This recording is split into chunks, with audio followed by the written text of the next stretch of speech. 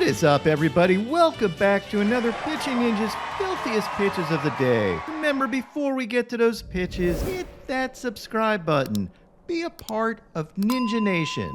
If you love pitching or baseball in general, or just like to hear my voice, this is your place. And now, without further ado, here are my filthiest pitches of the day. I'm going to start with Marcus Stroman, who had 5 Ks and 7 scoreless innings. He had these sinkers and sliders and awesome K-struts. Stro is on a mission to win his first Pitching Ninja K-Strut of the Year award, and he's definitely the front runner right now. He's also the front runner in the NL ERA race. He has the lowest ERA in the NL at 2.28. He faced Johan Oviedo, who had 3 Ks in 6 innings, giving up 2 runs, and had these sliders, got absolutely fired up. Seth Lugo had a solid outing with 5 Ks in 5 innings, giving up only 1 run. He had this fastball and slider, but what really jumped out at me were his buzzsaw curveballs at 3,341 RPMs and 3,369 RPMs. Lugo's curveball has the highest spin rate of any starting pitcher in baseball. He faced Anthony DeSclafani, who had 6 Ks in 5 innings, giving up 3 runs, and had this 90-mile-an-hour slider for a sword on Soto, as well as this two-seamer that ran 17 inches. Dylan Cease had a really good outing, with 9 Ks in 6 innings, giving up only 2 runs. And ever since I said I thought his slider was back, it has been back. And he used that slider to dominate hitters this game, as well as his fastball. He battled Nathan Eovaldi, who had 4 Ks in 6 innings, giving up 4 runs, and had these dirty splitters and overpowering fastball.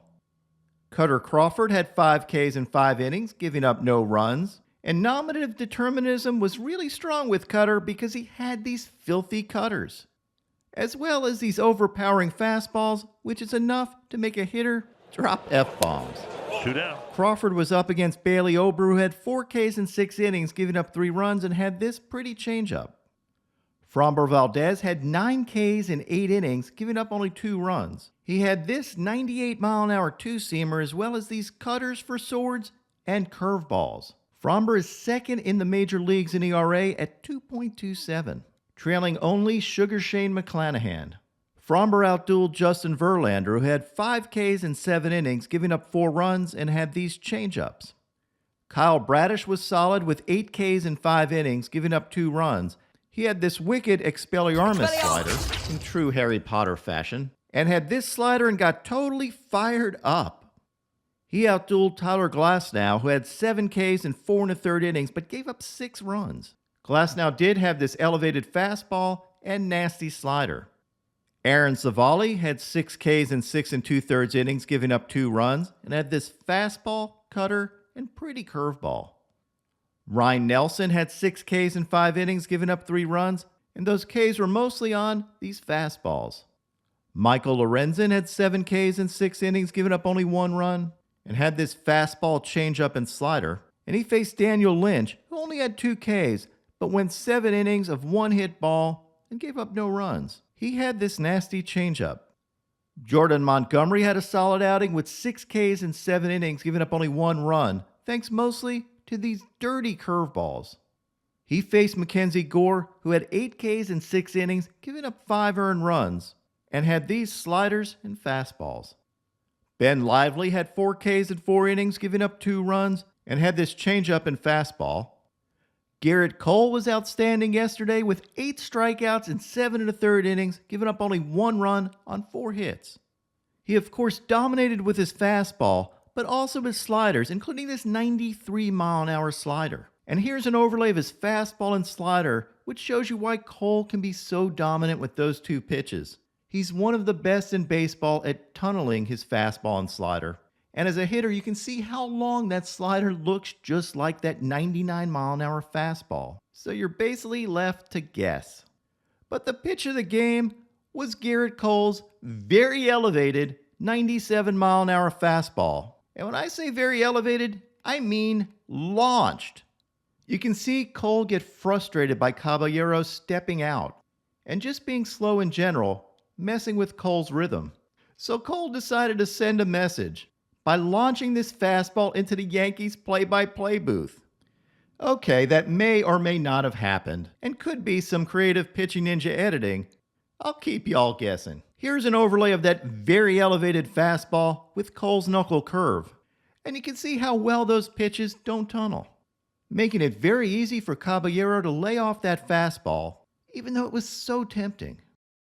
Cole outdueled George Kirby, who had 4 Ks in 6 innings with no walks again, giving up 3 runs. Kirby had this slider and 98-mile-an-hour heaters, and amazingly, his walk rate this year is now 0.6 walks per 9 innings, by far the lowest in baseball, and his strikeout-to-walk ratio is 12.5 to 1. Clayton Kershaw had another very solid outing with 5 Ks in 7 innings, giving up no runs. He had these wicked sliders and lowered his ERA to 2.72 this year.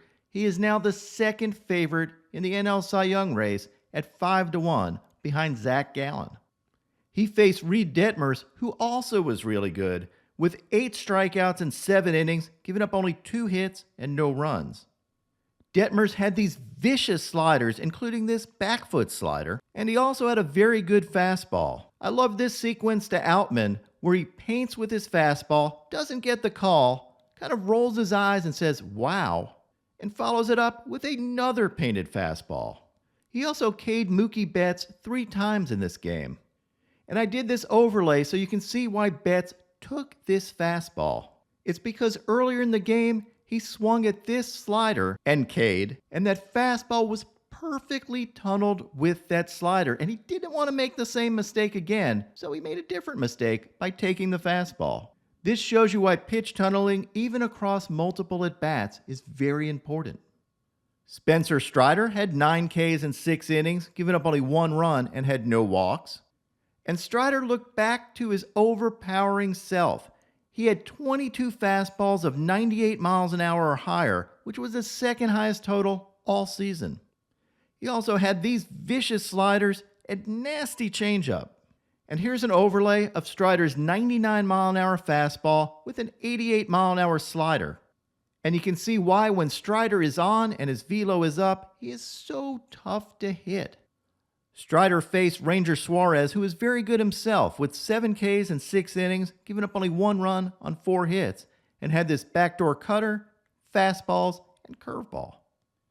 Yusei Kikuchi had 6 Ks in 6 innings, giving up 2 hits and no runs. He was very good and relied on these fastballs, curveballs, and nasty sliders. And he faced yesterday's filthiest pitcher of the day, Eury Perez. Perez had a very nice 6 scoreless innings with 9 Ks, giving up only 3 hits. He had these wicked sliders, these absolutely disgusting changeups. The Marlins just breed guys who throw disgusting 90-plus mile-an-hour changeups. And he also had these curveballs and upper 90s fastballs. Here's an overlay of Perez's changeup and slider, and you can see how those tunnel and head off in different directions. Perez became the youngest pitcher since King Felix to have 9 Ks in a game. Felix did it back in 2006, and he's quickly become perhaps my favorite young pitcher in baseball. Now on to my filthiest relievers. Aroldis Chapman had this 101-mile-an-hour gas. Dylan Floro had these sliders and 2-seamers. Mark Leiter Jr. had this filthy splitter. Joel Payamps had this filthy slider and fastball. Gregory Santos had this 99-mile-an-hour nasty 2-seamer and slider. Devin Williams had this alien airbender. Shintaro Fujinami had this 102-mile-an-hour gas. Luis Medina had these 100-mile-an-hour fastballs. Josh Hader had this White Castle special. Tyler Rogers had this alien rising slider, and here it is from a front view. Felix Bautista dominated with his 100-mile-an-hour fastball and wicked splitter. Evan Phillips had this fastball and 6 sweeper. And my filthiest reliever yesterday was Clay Holmes. He had this beautifully painted sinker with 19 inches of run, and this absolutely disgusting jump back sweeper that broke 23 inches. You can see Suarez thinks he's going to wear this and jumps away, and the pitch finds the zone. I love it. And now, my pitching ninja moment of zen. Look how small a baseball looks in Victor Wembanyama's hands.